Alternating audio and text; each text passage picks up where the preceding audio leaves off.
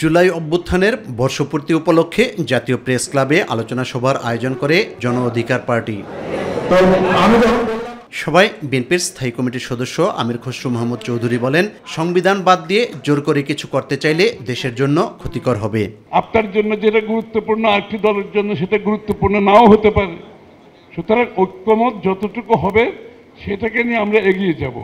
আর এর বাইরে প্রত্যেকটি দলের যেগুলো ঐক্যমতের মধ্যে আসবে না সেগুলো তারা আগামী নির্বাচনে তাদের ম্যানিফেস্টোর মাধ্যমে, তাদের কর্মসূচির মাধ্যমে জনগণের কাছে নিয়ে যাক। জনগণ থেকে তারা ম্যান্ডেট সমর্থন নিয়ে সংসদে এসে পাশ করুক। এটাই হচ্ছে গণতন্ত্র।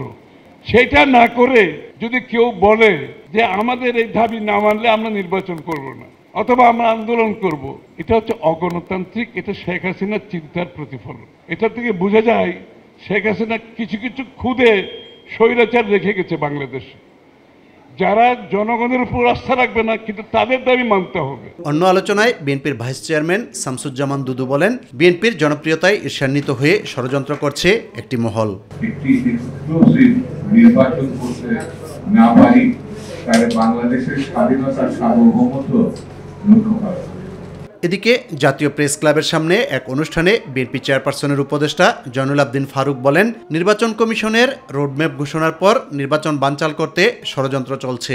শাহাবুদ্দিনের মতো একটা নির্বাচন এই ডক্টর প্রফেসর মোহাম্মদ ইউনূস এই দেশে করবেন, ঠিক তারই পূর্ব মুহূর্তে আবার কিসের ষড়যন্ত্র শুরু করেছেন?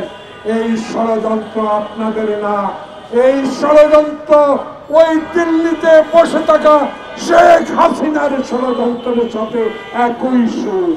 অপরদিকে ব্রাহ্মণবাড়িয়ায় কিশোর গবেষক আন্নাফ বিন আশরাফের হাতে উপহার সামগ্রী তুলে দেওয়ার পর সাংবাদিকদের প্রশ্নের জবাবে বিএনপির সিনিয়র যুগ্ম মহাসচিব রুহুল কবির রিজভী আহমেদ বলেন, স্বৈরাচারের দোসররা বিভিন্ন জায়গায় ঘাপটি মেরে বসে আছে।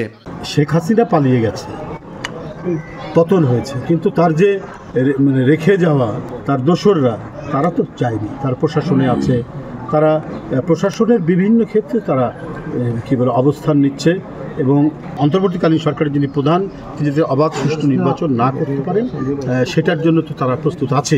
ইউসুফ আলী, মাই টিভি, ঢাকা। তারা প্রশাসনের